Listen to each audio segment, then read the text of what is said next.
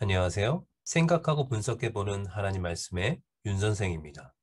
오늘은 요한계시록 11장 말씀을 생각해보고 분석해보겠습니다. 10장에서는 힘센 천사 하나가 나타나서 일곱 번째 나팔의 의미를 말씀해 주었습니다. 그리고 요한에게 펼쳐있는 책을 먹고 많은 백성과 나라와 방언과 임금에게 다시 예언해야 한다고 말했습니다.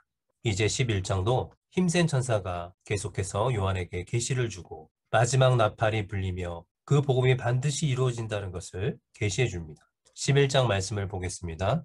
11장은 총 19절로 되어 있습니다.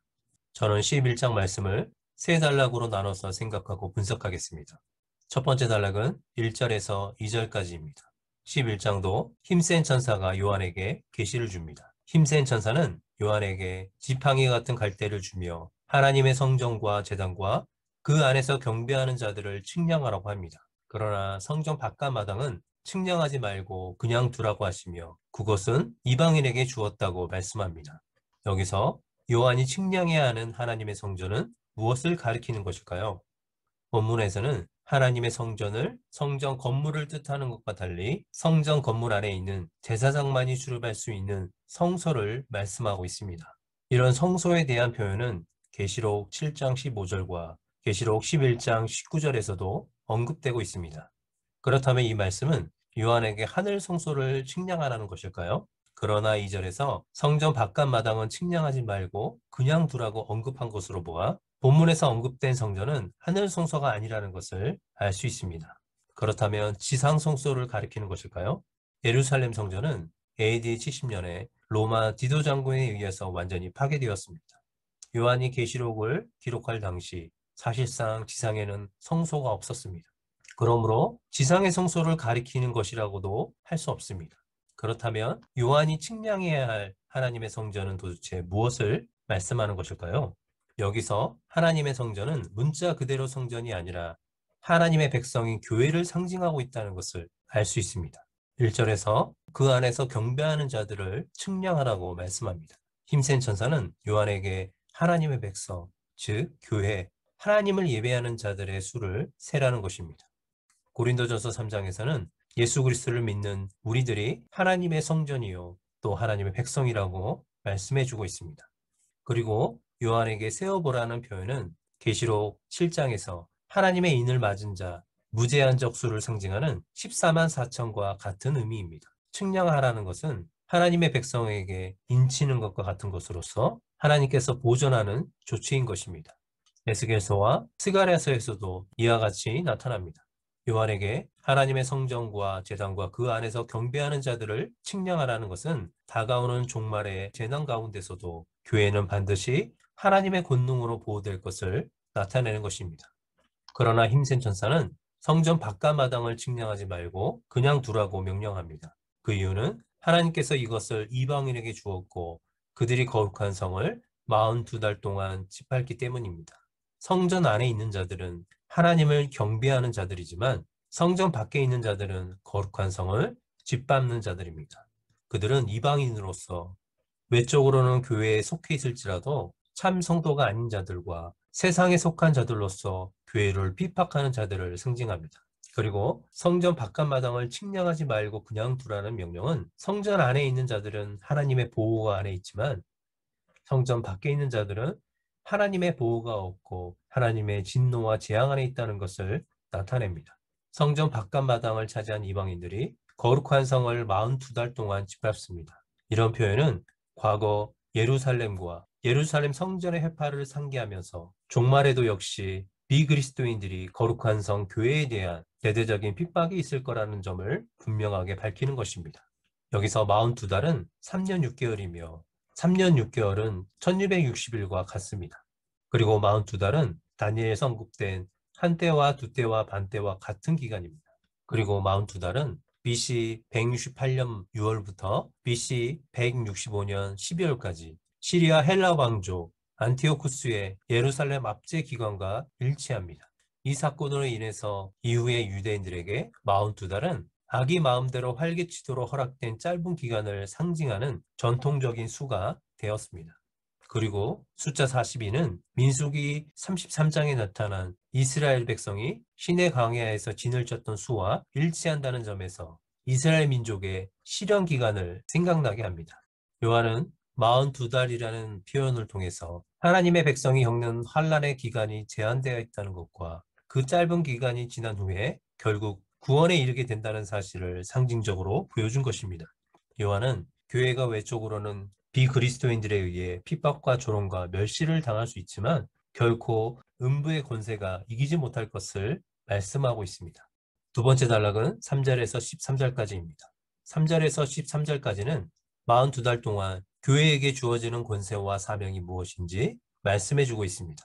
3절에서 내가 나의 두 증인에게 권세를 주리니, 이 말씀은 천사가 아니라 하나님께서 말씀하신 것입니다. 사탄의 세력의 핍박에도 불구하고 하나님은 당신의 증인들을 보내시고 그들에게 권세를 주십니다.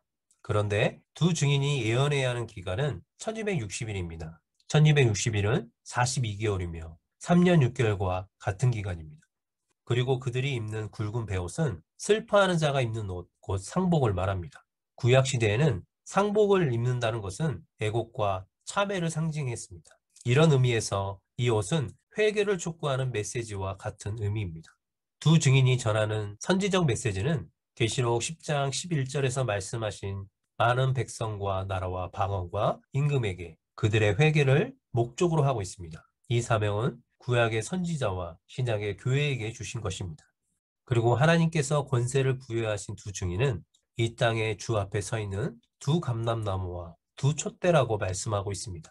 스가랴서에서는 등잔이나 촛대는 이스라엘을 상징하며 두 감람나무는 여호수아와 수룹바벨을 상징했습니다. 그런데 요한계시록에서는 촛대를 교회로 상징합니다. 일곱 촛대는 계시록 2장과 3장에서 언급된 일곱 교회를 나타냅니다.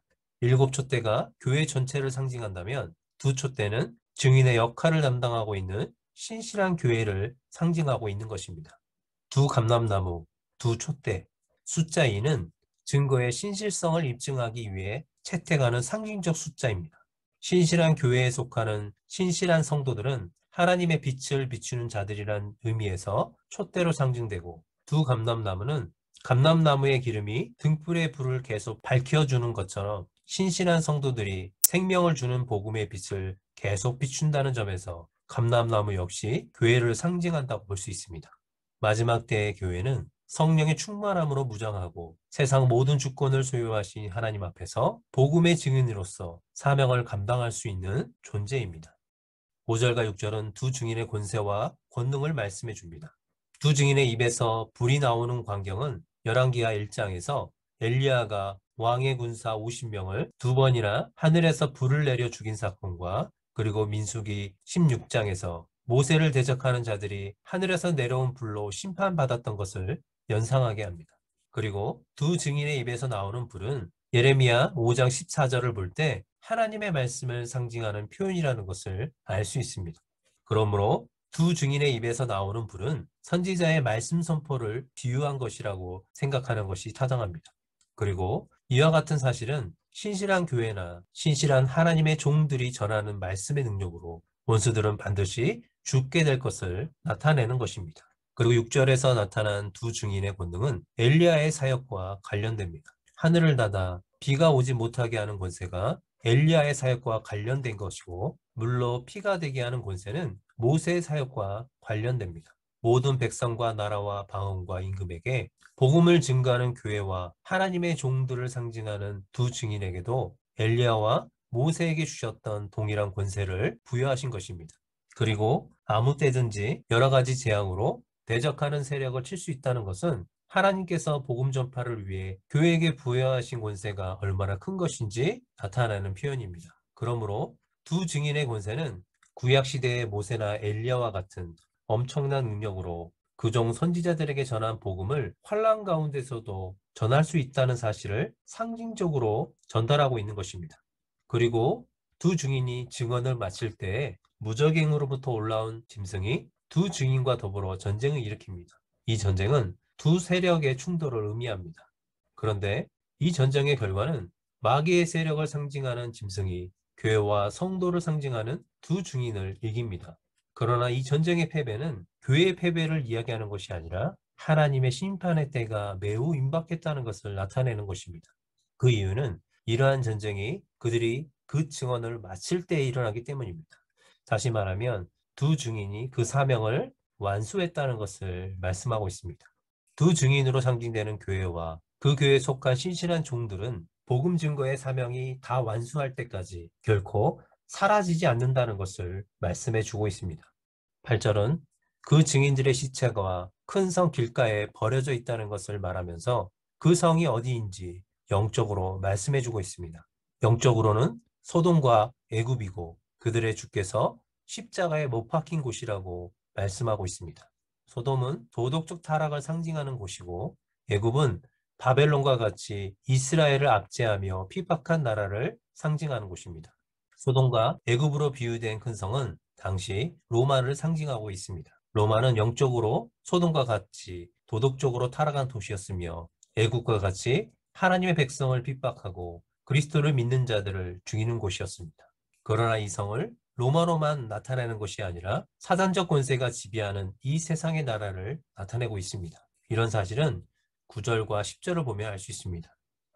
두 증인의 시체는 백성들과 족속과 방언들과 나라 중에서 사람들이 그 증인의 시체를 사흘 반 동안 구경하며 무덤에 장사하지 못하게 하고 그들의 죽음을 즐거워하고 기뻐하며 서로 예물을 보낸다고 합니다.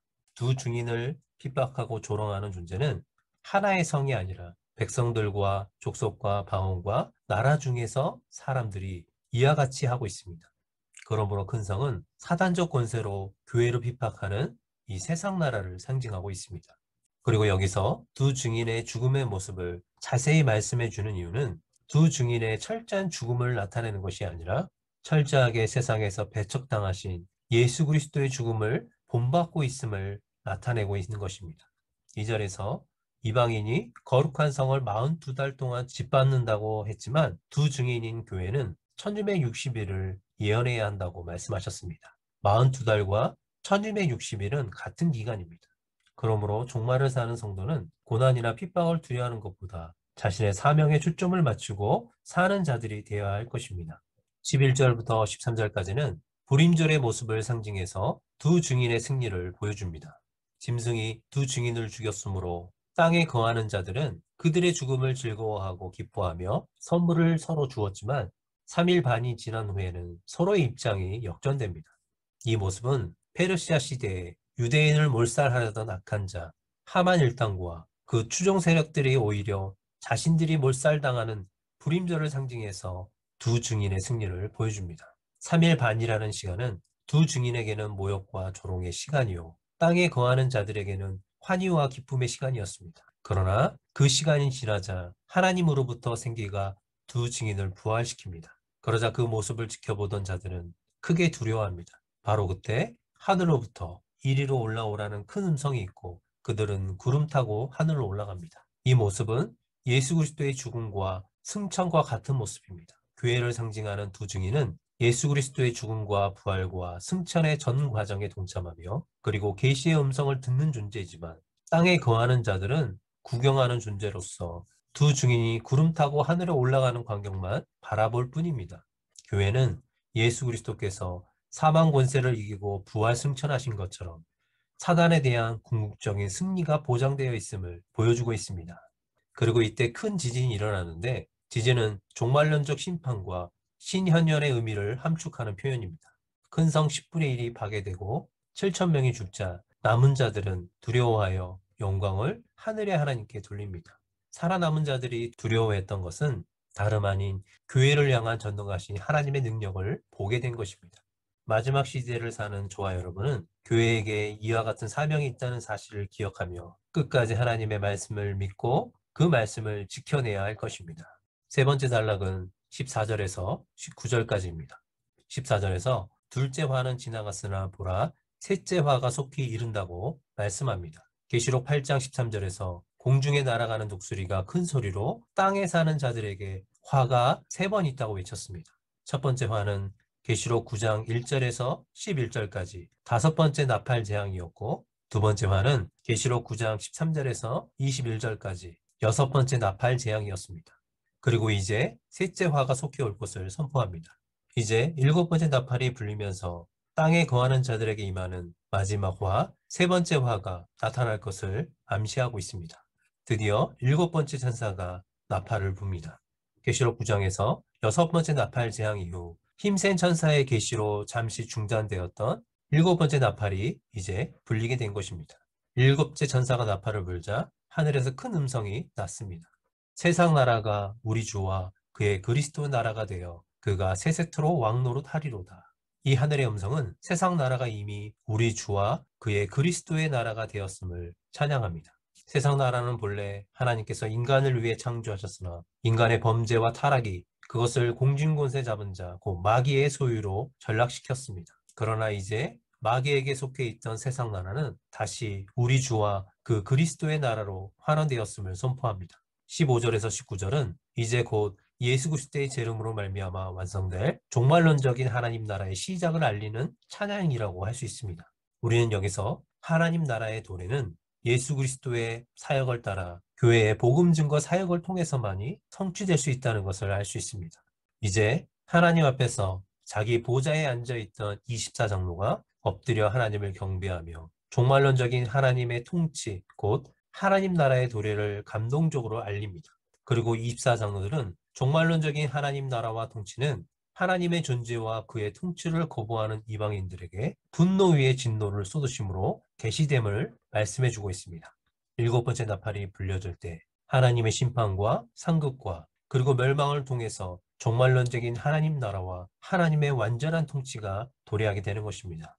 그러므로 땅에 거하는 자들에게 임하는 마지막 세 번째 화가 되는 것입니다. 일곱 번째 천사가 나팔을 불자 하늘의 천군 천사가 종말론적인 하나님 나라의 도래와 하나님의 완전한 통치를 노래하고 승리한 천상의 교회를 상징하는 24장로 역시 하나님의 완전한 통치를 찬양했습니다. 그리고 이어서 하늘에 있는 하늘의 성전이 열리고 그 안에 하나님의 언약궤가 보였고 번개와 음성들과 우려와 지진과 큰 우박이 있음을 보여줍니다. 여기서 하늘 성전의 언약궤가 나타났다는 것은 말세의 대재앙을 통하여 하나님의 모든 언약이 완전하게 이루어질 것을 보여줍니다.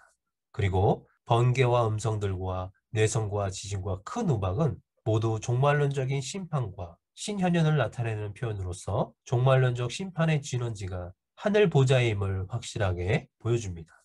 11장에서는 19절 말씀을 끝으로 일곱째 나팔이 불리면서 나타나는 모습을 계시해 주었습니다. 그런데 일곱째 나팔이 불렸는데 그 재앙의 내용을 구체적으로 설명하지 않고 있습니다. 일곱째 나팔 재앙은 계시록 12장에서 14장까지 알려주시는 중간 계시를 지나 계시록 15장과 16장에서 일곱 대접 재앙 전체를 포함하고 있기 때문입니다. 구체적인 일곱 대접의 재앙에 대해서는 다음 시간에 나누겠습니다. 여기까지 11장의 말씀이었습니다. 11장은 두 증인, 교회의 권세와 역할이 무엇이며 또 언제까지 그 사명을 감당해야 하는지 말씀해 주셨습니다. 일곱 번째 나팔이 불리자 하늘의 큰 음성과 24장로들은 찬양과 경배를 통해서 종말론적인 하나님 나라가 시작됐음을 찬양하고 하늘의 성전이 열리고 그 안에 하나님의 언약궤가 보였고 번개와 음성들과 우레와 큰 우박이 있음을 통해서 하나님의 언약이 말씀하신 그대로 이루어질 것을 보여주었습니다. 그러므로 마지막 시대를 살아가는 우리들은 일곱 번째 나팔이 불릴 때까지 우리에게 주어진 사명대로 복음의 증인의 삶을 살아야 할 것입니다. 다음은 12장입니다. 12장부터 14장까지는 중간 계시로서 교회의 역사를 간략하게 증거해주고 있습니다. 교회의 탄생과 그 목적, 그리고 성도의 정체성을 정확히 알 수 있는 본문입니다. 다음 시간에 12장을 생각하고 분석하겠습니다.